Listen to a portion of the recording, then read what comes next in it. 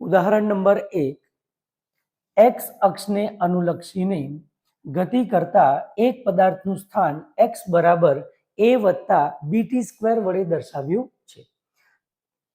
a બરાબર 8.5 metre એટલે અંતર સ્થાનાંતર કંઈ પણ કહી શકો છો. b બરાબર 2.5 મીટર પ્રતિ સેકન્ડ સ્ક્વેર એટલે એ જરૂરથી પ્રવેગ હોવું જોઈએ. t નું માપન સેકન્ડમાં કરેલ છે. t બરાબર 0 અને t બરાબર 2 સેકન્ડ સમયે તેનો વેગ કેટલો હશે? તો સૌથી પહેલા જે છે આપણને પદાર્થનું સ્થાન આપ્યું છે જે x બરાબર a વત્તા bt સ્ક્વેરના સ્વરૂપમાં આપ્યું છે. તો સૌથી પહેલા આપણે લખીશું x બરાબર a વત્તા bt સ્ક્વેર. હવે આપણને પૂછ્યું છે વેગ, તો વેગ માટેનું સૂત્ર શું આવે? તો કે વેગ બરાબર સ્થાનાંતરના છેદમાં સમય.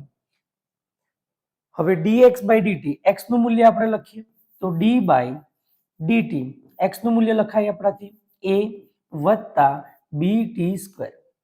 ત્યારબાદ d બાય dt ને a વડે, d બાય dt ને bt સ્ક્વેર વડે ગુણાકાર કરી દઈએ તો d બાય dt ને a વડે વત્તા d બાય dt ને bt સ્ક્વેર. હવે આપણે અલગ કરી દીધું. હવે આપણે નિયમો પ્રમાણે જાણીએ છીએ તેમ અચળ પદનું વિકલન શું થાય? શૂન્ય. તો લખાય આપણાથી શૂન્ય વત્તા bt સ્ક્વેર. bt સ્ક્વેર માટે અગર સૂત્ર યાદ હોય આપણને, અગર d બાય dx છે, x ની ઘાત n હોય તો n ક્યાં આવે? આગળ તરફ, x ની ઘાત n માઇનસ 1. આ રીતનું સૂત્ર આપણને આ પ્રમાણેનું સૂત્ર આપણને વિકલનમાં જોવા મળે છે. બરાબર છે. તો તે જ રીતે b કેવો છે? અચળ પદ. t ની ઘાત કેટલી છે? 2. હવે આપણે t ની સાપેક્ષે વિકલન કરી રહ્યા છે તો 2 ક્યાં આવશે? આગળ. 2 માંથી 1 જશે તો 1, તો 1 ઉપર લખીએ કે ના લખીએ તો ચાલી જશે. તો 2 આગળ આવશે તો 2 b અને t થઈ ગયું.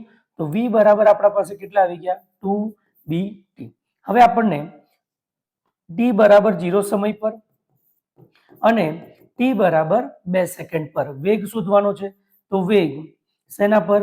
0 સમય પર. તો એ કેટલો આવશે? 2. b નું મૂલ્ય કેટલું છે? 2.5. તો 2.5 ગુણ્યા 0. તો વેગ કેટલો આવી ગયો? 0 મીટર પ્રતિ સેકન્ડ. બરાબર છે. ચલો, આ થયો તમારું 0 સમય પર. હવે જે છે 2 સેકન્ડ પર વાત કરીએ તો 2 સેકન્ડ પર જે છે v@2. તો આ જે છે 2 સેકન્ડ માટે સમય કેટલો લાગશે? 2. b નું મૂલ્ય કેટલું? 2.5 અને t એટલે કેટલા? 2. બરાબર છે. ચાલો, તો 2 ગુણ્યા 2.5 ને શું લખાય? 25 ના છેદમાં 10 અને આ ગુણ્યા 2 થશે. અચ્છા, હવે જે છે 2 5 10, 5 5 25. તો હવે v@2 અથવા તો 2 સેકન્ડ પર વેગનું મૂલ્ય કેટલું થાય? 5 દુ 10, 10 મીટર પ્રતિ સેકન્ડ. તો આ તમારો જવાબ થયો ભાગ એ નો. બરાબર છે કે 0 સેકન્ડ પર અને 2 સેકન્ડ પર વેગનું મૂલ્ય આ મળે છે. ત્યારબાદ શું પૂછે છે? 2 સેકન્ડ અને 4 સેકન્ડ વચ્ચે સરેરાશ વેગ કેટલો હશે? તો સરેરાશ વેગની વાત કરીએ તો સરેરાશ વેગ બરાબર સ્થાનાંતરના છેદમાં સમય. તો સ્થાનાંતરના છેદમાં સમય. તો સ્થાનાંતર કેટલું? 4 સેકન્ડ પર સ્થાનાંતર કેટલું? માઇનસ 2 સેકન્ડ પર સ્થાનાંતર ના છેદમાં 4 માંથી 2. તો હવે આપણે સૌથી પહેલા જાણી લઈએ કે સ્થાન જે છે પદાર્થનું સ્થાન 4 સેકન્ડ પર ક્યાં હતું અને 2 સેકન્ડ પર ક્યાં હતું. તો હવે જે છે આપણે એને અલગથી ગણી લઈએ. તો સાઈડ પર આપણે લખીએ કે x@4 પદાર્થનું સ્થાન આપ્યું છે આપણને a વત્તા b. t નું મૂલ્ય કેટલું છે? 4. તો 4 નો વર્ગ. તો આપણાથી લખાય a વત્તા 16b.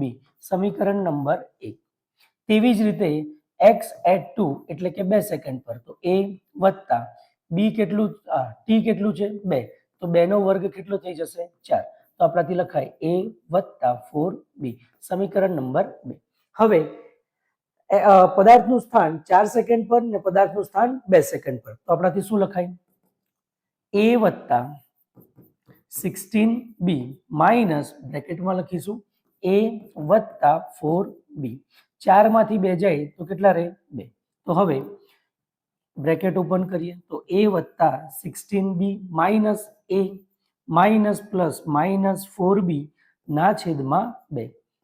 તો ધન a ઋણ a 16 માંથી 4 જાય તો 12. તો 12b ના છેદમાં 2. તો 2 6 12 થઈ ગયું. અચ્છા, સરેરાશ વેગ કીધું છે તો v બાર લખી દઈએ છે. ઓકે, આગળ વધીએ. હા, તો હવે v બાર બરાબર 6 into b. તો 6 b નું મૂલ્ય કેટલું છે 25 ના અચ્છા 2.5 છે. તો 2.5 છે તો 2.5 ને આપણે શું લખી શકીએ 25 ના છેદમાં 10. તો 25 ના છેદમાં 10 લખીએ, બરાબર. તો 5 અને આ 3 5 દુ 10 3 દુ 6 તો 5 5 25 તો 5 થાય 15. તો 15 મીટર પ્રતિ સેકન્ડ આ શું થયું સરેરાશ વેગ. ક્યારે ક્યારે 2 સેકન્ડ અને 4 સેકન્ડ વચ્ચે. તો ફરીથી એકવાર જોઈ લઈએ.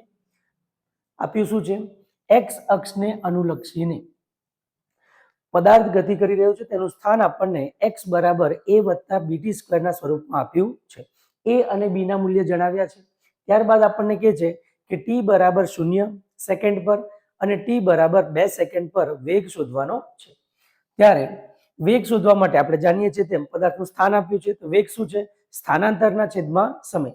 તો સ્થાનાંતરના છેદમાં સમય માટે આપણે v માટે શું લખાય v બરાબર dx ના છેદમાં dt. x નું મૂલ્ય કેવી રીતે આપ્યું છે a વત્તા bt સ્ક્વેર પ્રમાણે. હવે જે છે આ બંનેને a વત્તા bt સ્ક્વેર ને d બાય dt સાથે સરખાવીએ અથવા તો આપણે સેપરેટ કરી દઈએ. તો d બાય dt a વત્તા d by dt bt square. અચળ પદનું વિકલન કેટલું આવે 0. t સ્ક્વેર માટે 2 આગળ આવે, 2 માંથી 1 જાય એટલે 1 રહે. તો આ શું થઈ જાય 2bt. તો વેગનું મૂલ્ય જે છે 2bt ના પ્રમાણમાં આવે છે. હવે આપણે કેટલા સમય પર 2 સેકન્ડ પર અને 0 સેકન્ડ પર. તો 0 સેકન્ડમાં તો 0 સેકન્ડમાં તો આપણે વેગ જે છે 0 મીટર પ્રતિ સેકન્ડ જ આવવાનું છે. ત્યારબાદ 2 સેકન્ડ માટે તો 2 સેકન્ડ માટે 2bt b નું મૂલ્ય કેટલું છે 2.5, t નું મૂલ્ય કેટલું છે 2. 2.5 ને લખાય 25 ના છેદમાં 10.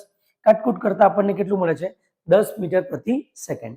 ત્યારબાદ શું કહે છે 2 સેકન્ડ પર અને 4 સેકન્ડ વચ્ચે સરેરાશ વેગ આપણે શોધવાનો છે. તો સરેરાશ વેગ શું હોય તો સ્થાનાંતરના છેદમાં સમય. તો હવે સ્થાનાંતર જે છે કે મતલબ 4 સેકન્ડ પર પદાર્થનું સ્થાન ક્યાં છે અને 2 સેકન્ડ પર પદાર્થનું સ્થાન ક્યાં છે, તેમના ફેરફાર અને તેમના સમયનો ફેરફાર એ આપણને શેનું મૂલ્ય આપે છે સરેરાશ વેગનું. તો સૌથી પહેલા જે છે 4 સેકન્ડ પર પદાર્થ ક્યાં છે તો a વત્તા bt સ્ક્વેર. t નું મૂલ્ય કેટલું છે 4. તો 4 નો વર્ગ કરીએ તો આ શું આવી જાય a વત્તા 16b. સમીકરણ નંબર 1. 2 સેકન્ડ પર પદાર્થનું સ્થાન ક્યાં છે તો a વત્તા b. t ની જગ્યા પર શું આવશે 2. તો 2 નો વર્ગ કરતા કેટલું આવે છે 4b. થઈ ગયું. હવે આ બંનેના મૂલ્યો જે છે આમાં આપણે મૂકી દઈએ. તો પદાર્થનું સ્થાન 4 સેકન્ડ પર ક્યાં છે તો કે a વત્તા 16b. પદાર્થનું સ્થાન x at 2 સેકન્ડ પર ક્યાં છે a વત્તા 4b. હવે આ જે છે બ્રેકેટ ઓપન કરીએ તો માઇનસ a માઇનસ 4b. તો હવે ધન a ઋણ a કેન્સલ, 16 માંથી 4 જાય એટલે 12. પછી 12b અને છેદમાં 2 2 6 12 6b. આ સરેરાશ વેગ આવી ગયું. b નું મૂલ્ય શું છે 2.5 આપ્યું છે. 2.5 ને શું લખાય 25 ના છેદમાં 10. કાટકૂટ કરતા આપણને સરેરાશ વેગ કેટલું મળી જાય છે 15 મીટર પ્રતિ સેકન્ડ. ઓકે.